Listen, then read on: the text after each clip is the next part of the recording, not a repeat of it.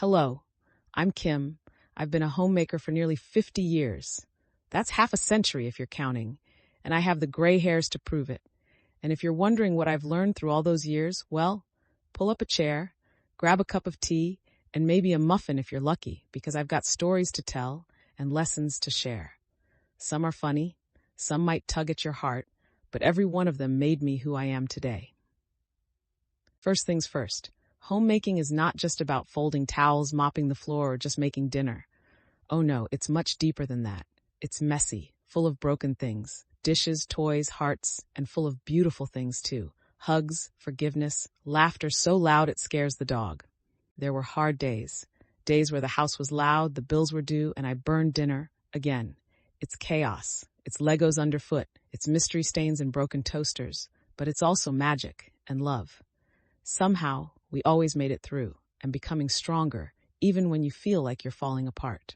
I didn't start out knowing what I was doing. Not at all. Many times I set off the smoke alarm in the kitchen. My poor husband had to endure my recipe experiments. I improved slowly. Now, well, I can cook a mean pot roast and my strawberry French toast is legendary. Speaking of my husband, he's gone now. A good man. Strong hands, softer heart. He was the king of trivia and corny dad jokes. The kind that made you groan so hard your soul left your body for a second. And yet, I miss every single one. I miss his laughter, the kind that wrapped around you. I miss the closeness, the way his shoulder always seemed like the perfect place for my worries or my tears. We were a team, and even though I'm walking this road without him now, I still hear his voice. Kim, you're stronger than you think, he'd say, and I guess he was right. We raised 4 kids, 4 beautiful children, each with their own personality. They taught me patience and how to count to 10. A lot. I remember when they were babies. I'd stare at them and wonder, who will they be? What will they look like? What does their future hold for them? Am I going to be a good mom and teach them what they need to know? I remember holding my first child, my son, when he was just a few weeks old, asking these questions. I remember like it was yesterday instead of 45 years ago. I remember the warmth of holding him in my arms. My greatest accomplishment and privilege is to be a mother. And now, my babies are in their 40s. My daughter recently said, "Mom, I found my first gray hair." I laughed so hard I nearly choked on my peanut butter toast. Karma, darling, karma. Be proud of those gray hairs. By going through life, you've earned them. You know, I always thought I had all the time in the world. I'll do that tomorrow, I'd say. Tomorrow turned into a week into a decade, and now I look back and realize that was a lifetime ago. And it was beautiful. Life goes by fast, real fast. Don't blink too much, you'll miss it. I've had many different jobs in my life. A career too. I was always searching for something that sparked joy. But it wasn't until I started telling my stories, letting the words flow, painting memories with my voice and my paintbrush, that I felt like I'd found what I was meant to do. Creating something for me. Regrets? A few, but not much I would change. The hard stuff made me stronger. Even the mess-ups made me who I am. Even the tears watered my strength. My home? It's an art studio in disguise. There's paint on my slippers and paper scraps on the floor. Half-finished crafts in every room. I love to cook, I love to bake, but crafting, I can lose myself for hours in a project. My house is filled with projects, some finished, most still in progress. But oh, how I love it. Now health, well, that's a work in progress. I should drink more water. I should stretch. I should stop pretending chocolate is a food group. I should take better care of my health. It's a constant work in progress.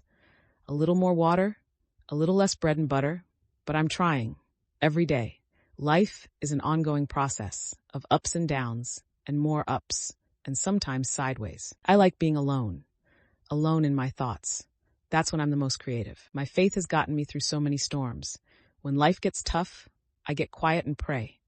Early in the morning when the sun is rising is my quiet time where I tell God how grateful I am for my life, my family, and my blessings.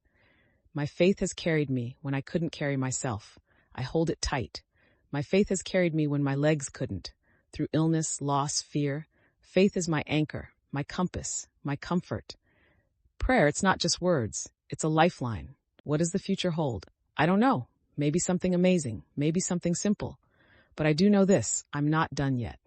Even though my body is weaker, my mind is getting sharper. I still crave learning. I still chase new ideas. I still believe in dreams. Yes, I live with an illness. It takes much from me, but I will not let it take me. I will not let it take my joy, my laughter, my stubborn hope. I have more to do, more to say, more love to give. There are things I still want to teach my children and my grandchildren. I want them to know that strength doesn't always look like muscles, that beauty doesn't always wear makeup. I want them to be kind and realize that love is the best thing we can offer.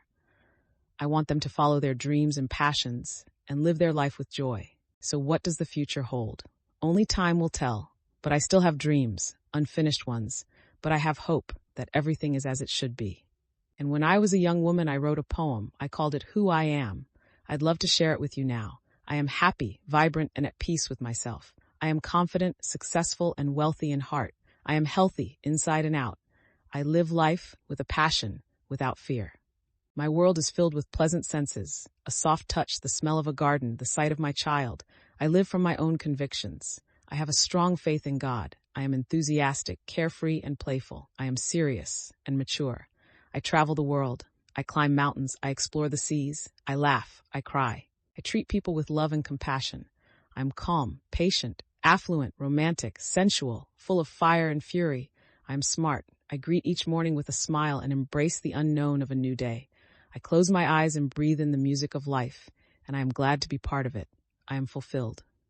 I wrote that over 40 years ago, back when I thought anything was possible. Some of it came true, some didn't, but oh, what a life it's been. And here I am, still learning, still laughing, still dreaming. So what have I learned in almost 50 years of homemaking, loving, and living? That time is precious. That laughter heals. That children are your heart outside your body. That love lasts even after goodbye. That your story matters.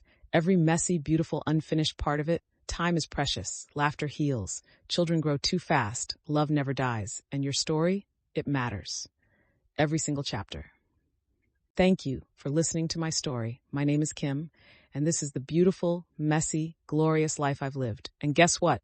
It's not over yet. I've loved, and I've been loved. Is there really anything more than that?